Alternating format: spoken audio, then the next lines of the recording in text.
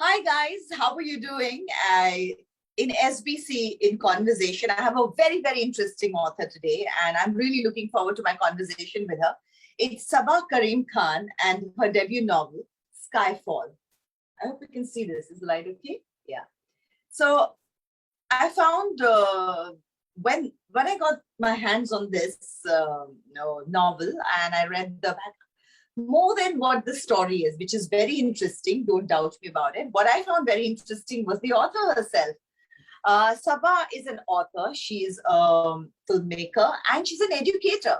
She teaches in NYU Abu Dhabi. I think social sciences, if I'm not mistaken. And so I just thought that this was a great opportunity for me to get to know this interesting person. So yes, on the this talking about the book is just an excuse. I want to get to know this author. So let's ask her a few questions and let's get to know her. Hi, Saba. Welcome to Sonali's book club. And we're so happy to have you on the book club. We're here to talk about your novel, Skyfall, and getting to know you. So my coffee is here. I'm ready for my conversation. I hope you're ready for the conversation too. Yeah, hi Sonali. What an absolute privilege. And this is really the pinnacle of, one of my Skyfall promotions. I'm so excited. And yes, I'm anticipating that it's going to be fun and generative. So thank you so much. I'm very grateful. My pleasure altogether. Tell me about this. You are an author, a filmmaker, and an educator. Interesting combination. Tell me a little bit more about you, about your story. Yeah, well, Sonali, I grew up in Karachi in Pakistan, and I grew up in a home which was sort of filled with handwritten letters and ghazals and books. Abu was a professor of English literature. So, and just lots of dreams, I think that's kind of what we were taught growing up. And funnily, I think when I look back at it now, we were kind of misfits because Abu always taught us, kind of trade material things for something that is spiritually uplifting or for something that is intellectually like a high. And right. So kind of right from Shakespeare to Ghalib, like the entire range was a dining table conversation. And, kind of Saturdays were typically spent at the British Council Library. And so that was kind of the environment we grew up in. And I think storytelling was something that we got in lieu of material things. So because we couldn't get that, I think we got storytelling. And just as well, so I think growing up, Sonali, Abu would speak to us about 3 books that he had scripted in his mind and that he hoped to write one day. And I think somewhere my dreams kind of became very intimately bound with his. And so as I say in the sorry, yes. A little bit more about these 3 books that he had in his mind. Yeah, well, he would talk to us a little bit about, he would talk about the title, he would talk a little bit about the themes. I think they were still very much work in progress in his mind, but he was a bit of an idealist. So I know one of them was he wanted to title it after the Robert Frost poem On the Road Not Taken or The Road Less Traveled, something like that. Right. And so I think we imbibed that kind of idealism, which is good and bad. You realize that growing up, that, it comes with its own sort of backlash later. But I think that's where I gravitated a lot towards storytelling. And there were lots of little moments where I felt, is there a way for me to do something for my eulogy? We're always thinking about the resume. I've been a banker. I've been in marketing. I'm now at NYU. So okay. It's this very strange kind of metamorphosis, I suppose. But, Sonali, there was one really luminous moment that I wanted to share with you, which I think really sealed for me that storytelling was going to be kind of my calling. And okay. This was a few years ago. I was at NYU and I was in this class and we'd invited the headmaster from a school in England to come speak to the students. And he quoted something that, sometimes in life you have this moment which it's like a watershed and you stop. Right. He said something like, it's not the exact quote, but something like, most men and women lead lives of quiet desperation and go to the grave with the song still in them. And he said, what's your song? Take 5 minutes and scribble your song on a piece of paper and share it with the person sitting next to you.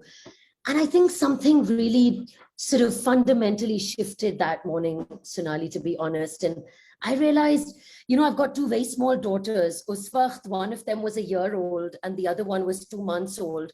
And I'm thinking, I've got these pipe dreams. Like, what the heck is my song? Yeah. That seems like a big question. But I think that morning, the seeds of Skyfall kind of got sown. Amazing, amazing. What is your song? I think that's a term that I'm going to use a lot more often and ask myself that question. Kind of brings you back on track all the time, and kind of Yes. is that would be also what you said was so interesting that these were the works in progress in your father's head. Look, we are a book club, and all of us we love reading, and most readers always have books going on in their head. Sometimes, Sure.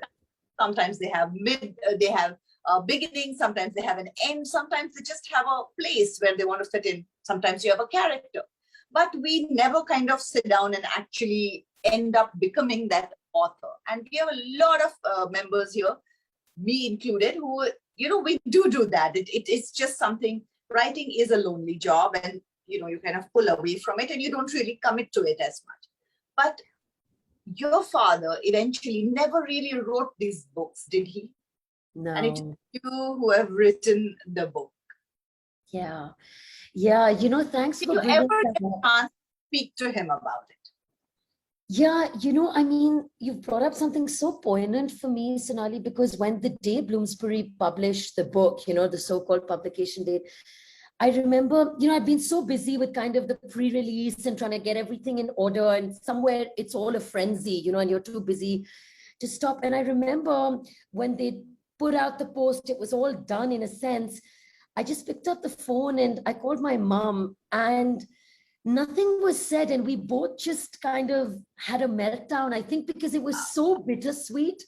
And Yeah. she was that one person who was obviously with us in that journey, and she realized that Abu's loss just loomed so much larger, that on one hand, of course, I felt like I was fulfilling this dream, and on the other, Right. I felt just in the larger universe, like all these years have passed, but it felt a bit unfair, and it just felt.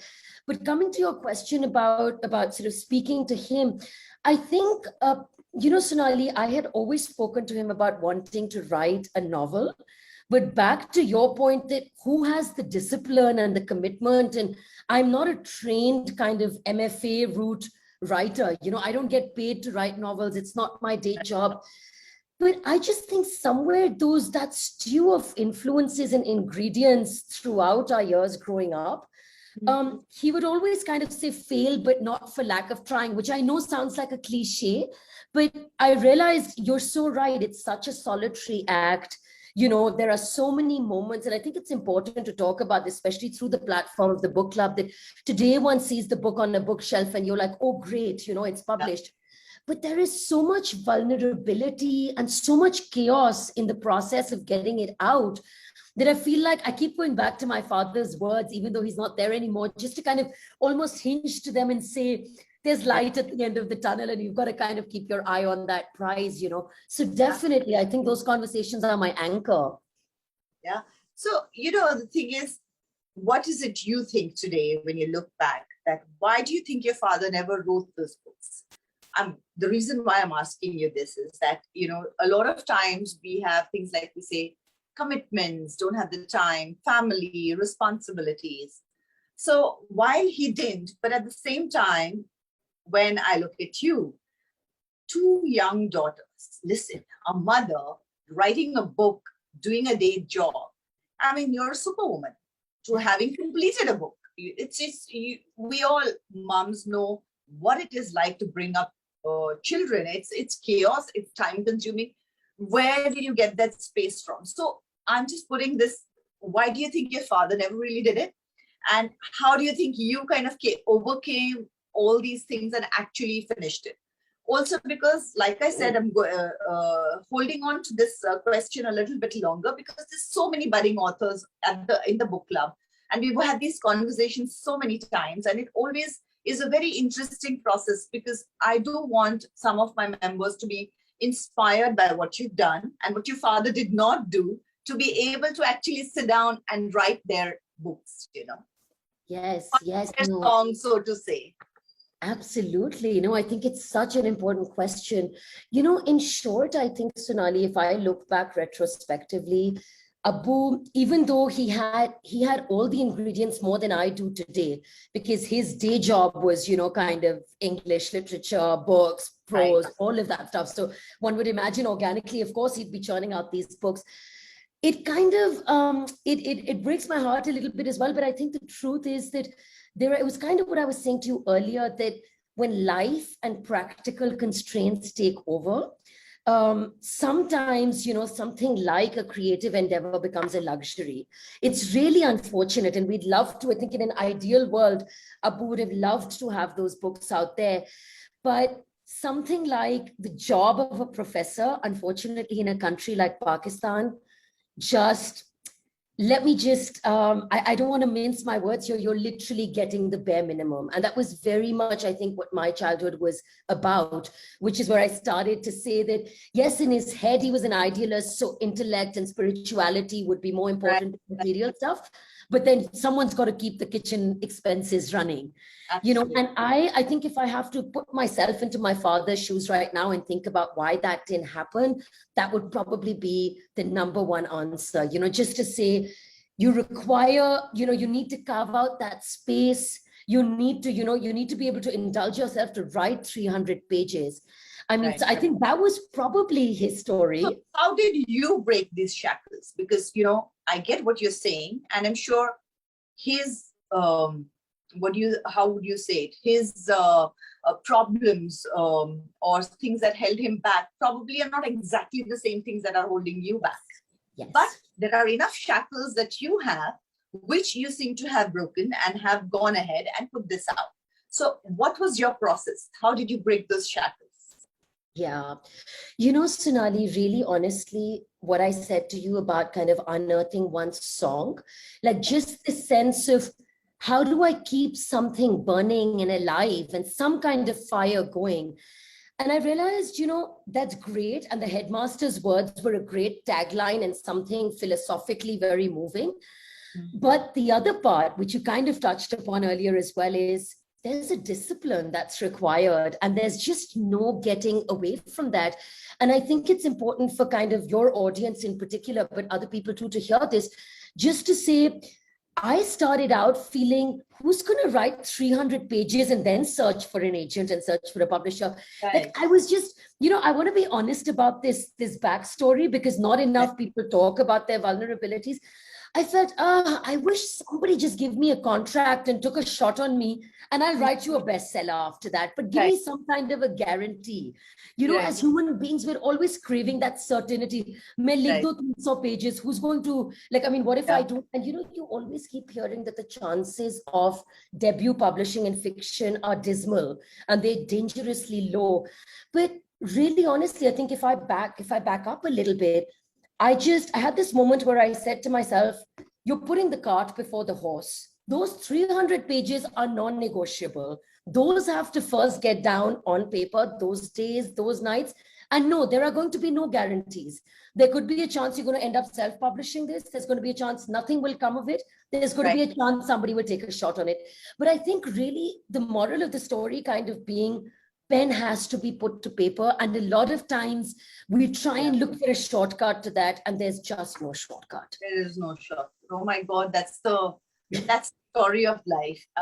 It's a strange question. Just today I was talking to my sister-in-law, very, very dear friend to me also. And we were discussing this, and I said, there's no shortcut. This is exactly what we were discussing. I said, why is it that something that is really nice, something that you really want, something that gives you a lot of pleasure is always so difficult to get? And why would you do that? Why? I mean, I know everybody says just so that you appreciate it more. No, I would appreciate it even if I got it easily. Can I please get it a bit more easier? Yes. But that's an eternal question that one is going to. And especially with motherhood, Sonali, which is something that you touched upon, I think it's important to just kind of not shy away from saying, that's, I think the myth of having it all is also something we get burdened with a lot. Oh yeah, you know, like there's the NYU job, and then I want to write this novel, and I've got these two tiny girls to look after, and I want to be the best mother in the world. And I think somewhere I said to myself, I don't have to be a martyr to be a good mother. I can still keep my dreams alive. And So which part of it gave? Where was the stepping back, in which part? you know, Sonali, I have to be honest. I think it was, I had to make a very conscious decision to say with my girls, it has to be quality over quantity. And so I'm not the kind of mother, whether for better or for worse, who's been able to be there 24/7. I had to go to work when my older one was 2.5 months old. Heartbreaking, not an ideal situation, but I also somewhere felt, what is the role model I want to present to them? You know, and that's not to take away from someone who doesn't do a 9-to-5 job, not at all, you know. But I realized, and I guess the other important thing to say is you have to really look inwards and ask yourself, I'm a disaster when I'm not working. So I'm one of those people, like, you don't want to be around me. And I realize the energy that I'm giving out to my kids, to my spouse, to everyone else, that headspace has to be positive, and sort of that there has to be an energy that radiates. Right. And I think when I realized, but to answer your question, I think it's the number of hours for sure.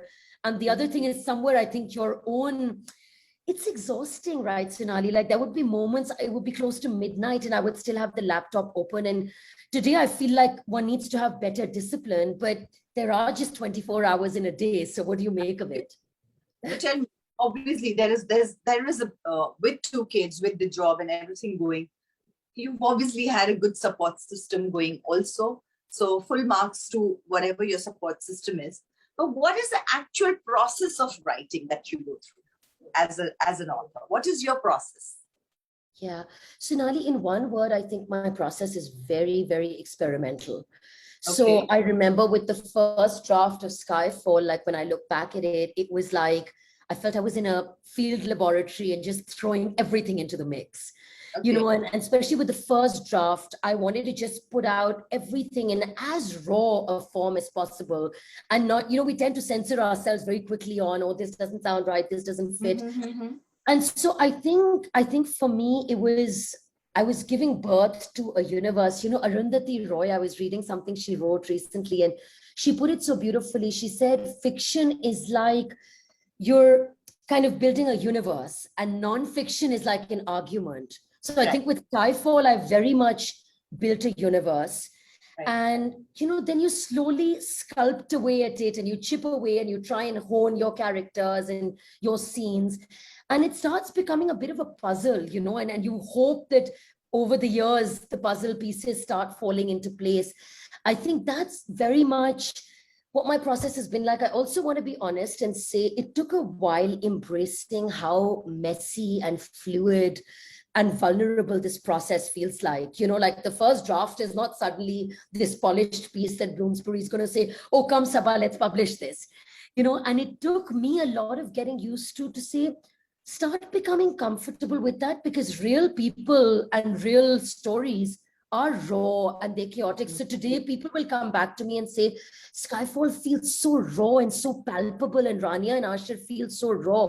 And you know, Sonali, I take that as a compliment, because I almost want to pull you backstage and say, this was what my mind was kind of going through. Right. And why should I censor that?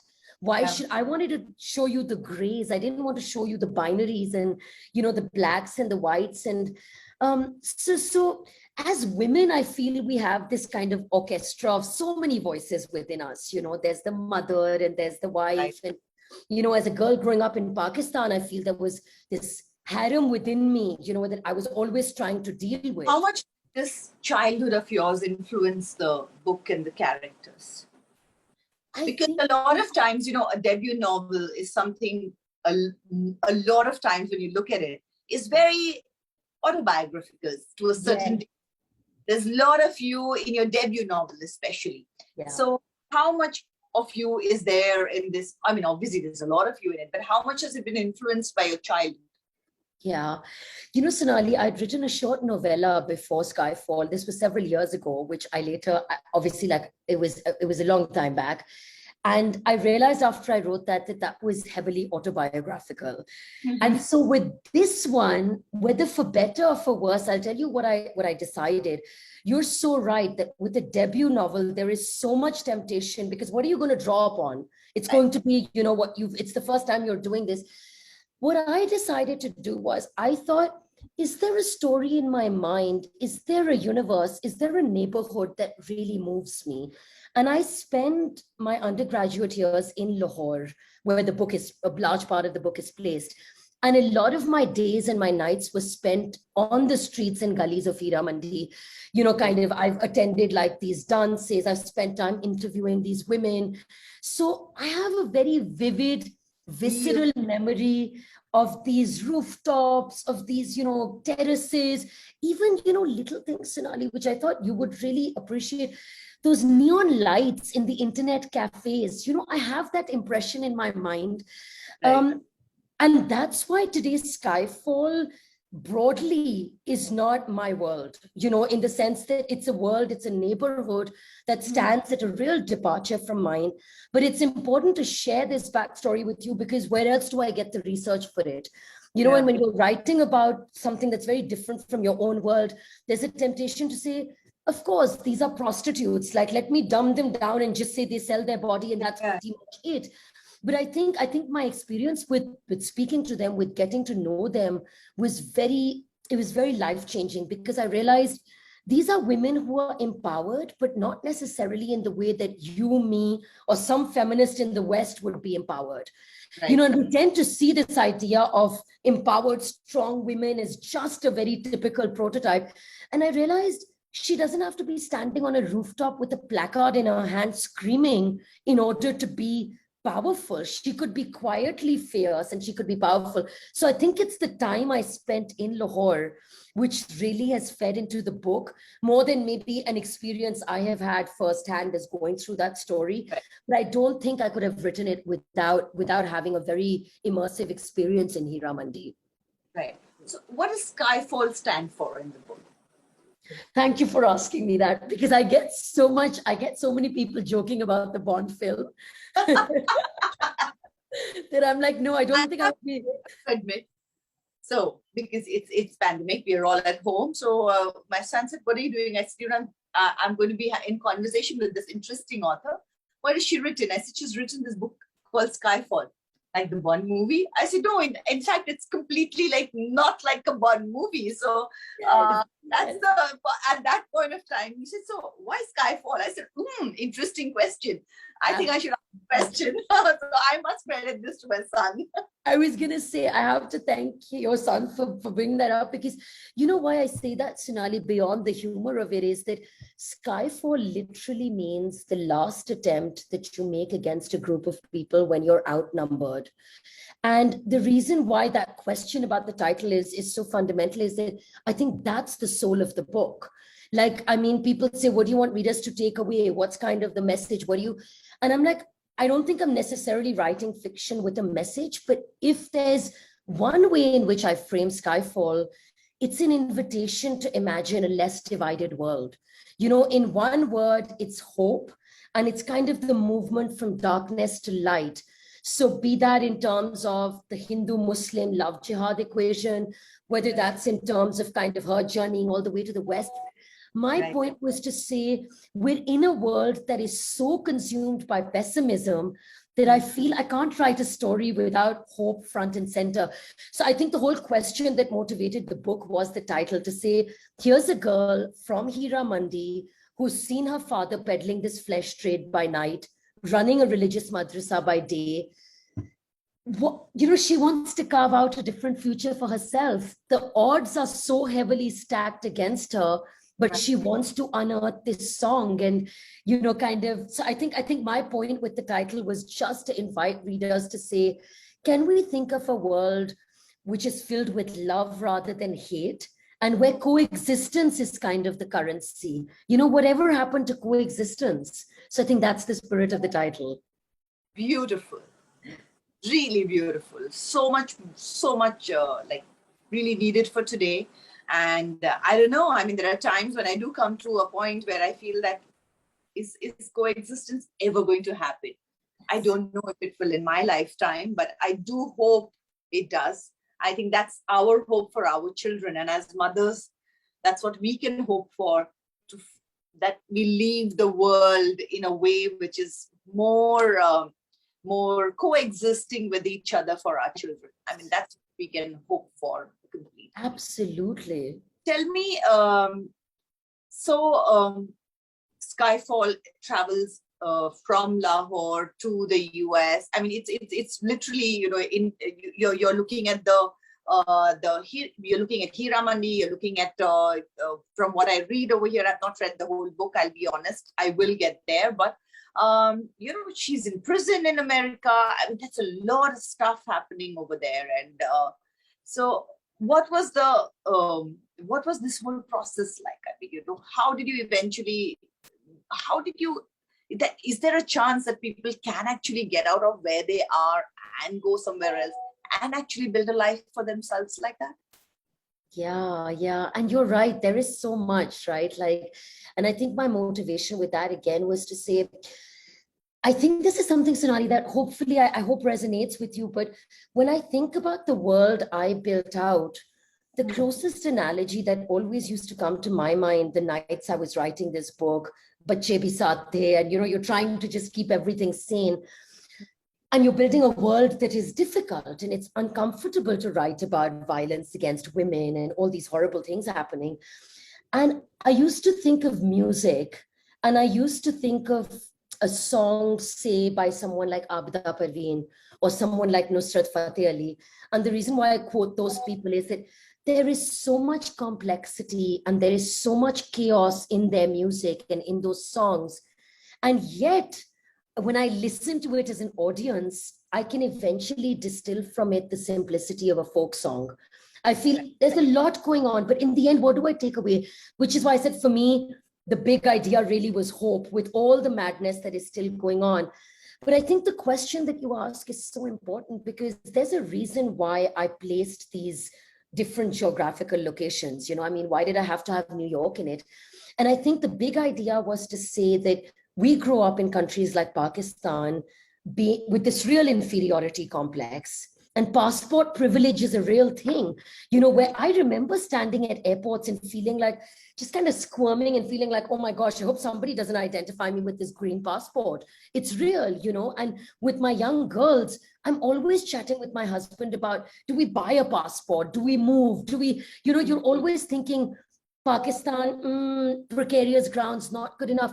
And I wanted this girl to make this journey all the way to realize, to reclaim her homeland and say, things can be broken yet beautiful. And no place is perfect. And, you know, yes, Pakistan has the bearded terrorist and the veiled oppressed woman, but it has so much more, just like any other place.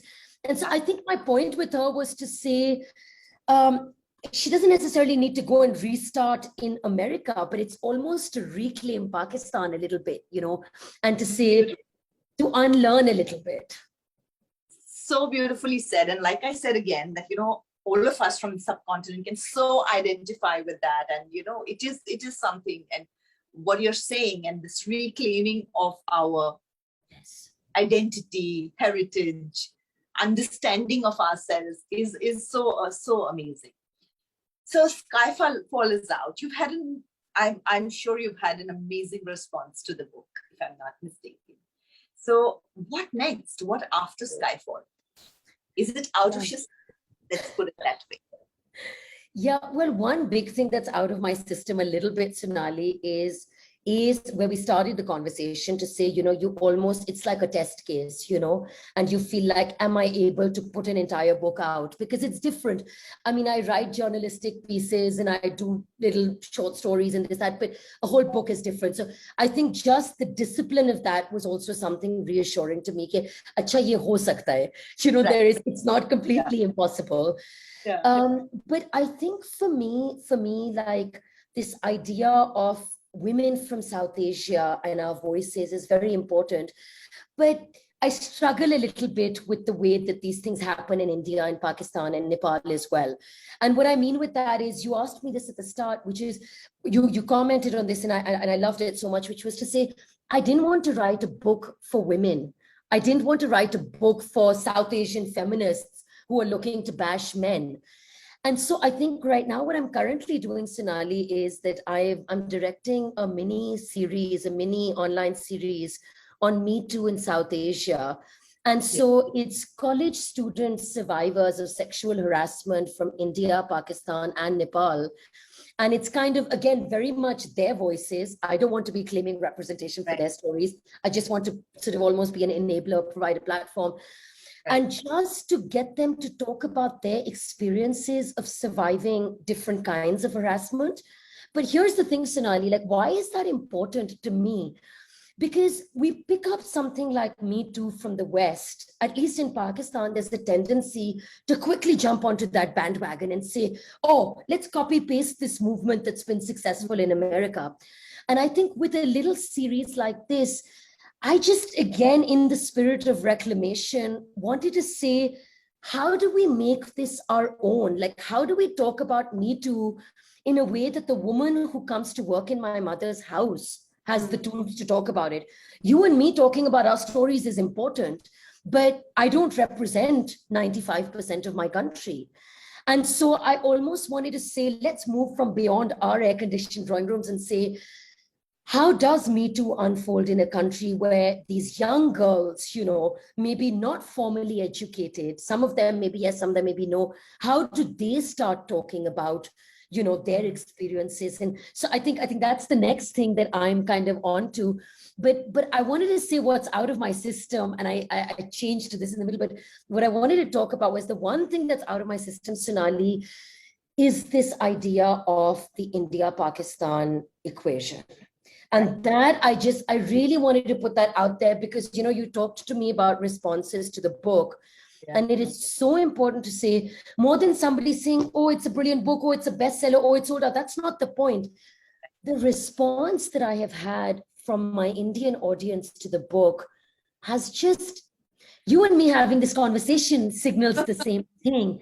But beyond us, the fact that art can really ameliorate some of that conflict. And it's been so reassuring to me. And I think it was ages ago in a conversation with Bapsi Sidhwa that she said to me, Saba, if you ever write a novel, think about an India-Pakistan story in a way that doesn't pander to the tropes, where the Pakistani is not the terrorist, where the Indian is not the spy.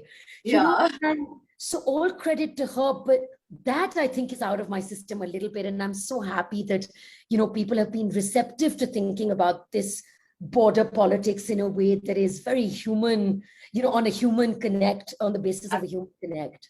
No, what you said is so true. I mean, everybody is not the person who can stand there and shout out certain things. And we all do it in our own way, where we put out what we can to say that, hey guys, there's more than just, looking at all the blacks and the whites. And there's so much of gray in between. And I think human beings across the world, across the countries, religions, across the religion, color, everything, there's so much of humanity. And somewhere when we are all discussing this, we all tend to forget. And yet, when you look at what we went through, the pandemic that we are going through, the virus is really not looking at what color, creed, country you're in. But more than that, that's the virus. What is happening is that if you notice, it's horrible what has been happening in various countries, including in my country. And yet, if you look at it, on my Instagram account, I had this thing because it was so devastating to watch what was happening. And I was like, either I go down that completely and go down under it, or I look for something. And what we did was, me with my team, we did everyday heroes. And we used that hashtag, and we really picked out people, not the actors or the known people who are doing something. Yes, they are going to do it and we appreciate it, but everyday people who, when you have 1 rupee, is giving 90 paise out of it and keeping, that is an everyday hero. And we found so many of them. And what that told me like what you're saying with the book and the response to the book is that we are underestimating humanity, and we're underestimating the power of love and the power of kindness. I think we just force ourselves to hate each other, divide each other, but our basic intrinsic true nature is to be kind. And we really are moving very, very away from it. And I think with this book, like I'll say again, Skyfall and Saba Karim Khan, the message that you give out, it's a message of love, hope, kindness. And I hope all of us here in the world kind of take to this message. Saba, thank you so much for being a part of this conversation, coming on to our book club and giving us so many insights on various things. Wishing you all the best for your future endeavors. Looking forward to your documentary. Looking forward to your next book. Thank you so much. All the best. Thank you so much. Really such a treat and such a privilege. I'm so honored. Thank you. Thank you. Bye-bye. Nice meeting you and love to your family. Thank you. Thank you so much. Bye. Bye. Bye.